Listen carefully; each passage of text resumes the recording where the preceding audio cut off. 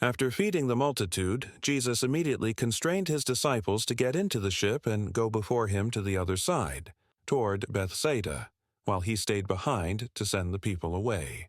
When the crowd had dispersed, he climbed alone into a mountain to pray, seeking the quiet communion with his Father that even miracles could not replace.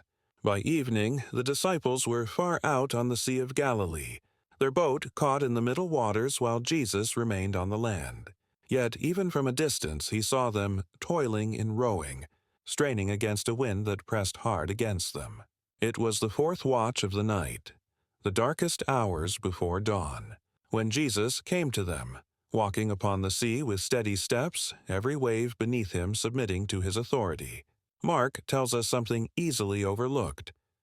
He would have passed by them. Jesus approached near enough for them to see him, yet he intended to move ahead of them on the water, as though inviting them to respond in faith rather than in fear. It was not abandonment, but revelation, a moment in which his glory drew near, waiting for recognition. But when the disciples saw him walking upon the sea, they were overcome with terror. Thinking he was a spirit, they cried out, for they all saw him and were troubled. Their fear pulled him toward them, and immediately he spoke, calming their hearts before calming the storm. "Be of good cheer, it is I. Be not afraid." He stepped into the ship, and at once the wind ceased.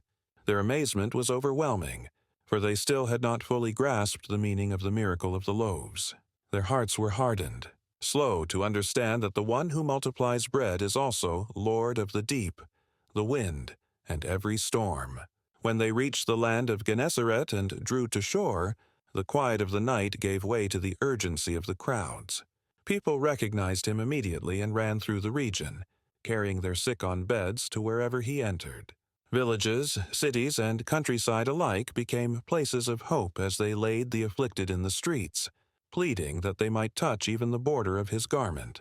And as many as touched him were made whole, the same power that stilled the wind flowing freely to the broken and the desperate. In this night crossing, we see a Savior who watches from afar, draws near in the storm, reveals his glory in unexpected ways, and steps into the boat the moment fear gives way to faith. What he blesses multiplies. Where he walks, the impossible becomes steady ground, and whoever reaches for him finds healing.